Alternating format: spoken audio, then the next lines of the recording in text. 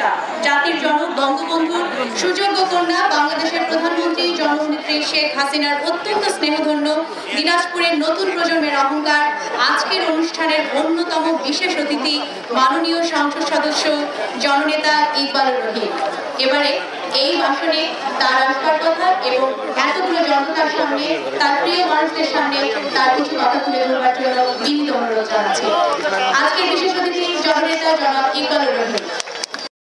কাউন্সিলের আহ্বায়ক বীর মুক্তিযোদ্ধা জনাব মেজর জেনারেল হেলাল মুর্শেদ বীর বিক্রম, উপস্থিত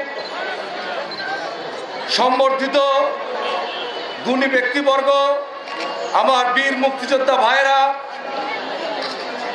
বিশিষ্ট শিল্পপতি ব্যবসায়ী জনাব আব্দুল জব্বার,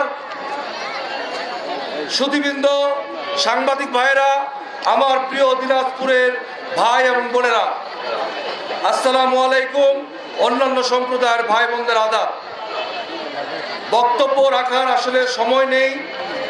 মাননীয় প্রতিমন্ত্রী বক্তব্য রাখবেন মাগরিবের আজানের আগে। আমাদের আলোচনা অনুষ্ঠানটি আমরা শেষ করব। এরপরে আমাদের সাংস্কৃতিক অনুষ্ঠান, আমাদের এমপি জননন্দিত কণ্ঠশিল্পী মমতাজ, রবি চৌধুরী সহ স্বীকৃতি সহ অনেকে এখানে সঙ্গীত পরিবেশন করবেন। আমি বহুবার এই গোরা শহীদ ময়দানে, এই দিনাজপুরের বিভিন্ন জনসভায় বক্তব্য রেখেছি। আমি আজকে বক্তব্য রাখতে চাই না।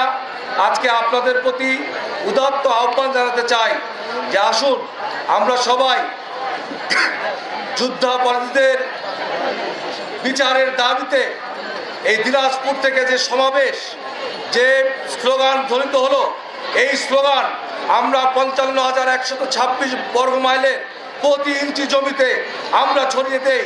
আমরা মুক্তিযুদ্ধের চেতনায় শালিত করি, চেতনার কৃপানকে, এবং সত্য সুন্দরের পথে আমরা শেখ হাসিনার নেতৃত্বে আমরা বাংলাদেশে যুদ্ধাপরাধীদের বিচার করি। এই প্রত্যয় নিয়ে আমি আমার বক্তব্য শেষ করছি। সবাইকে ধন্যবাদ।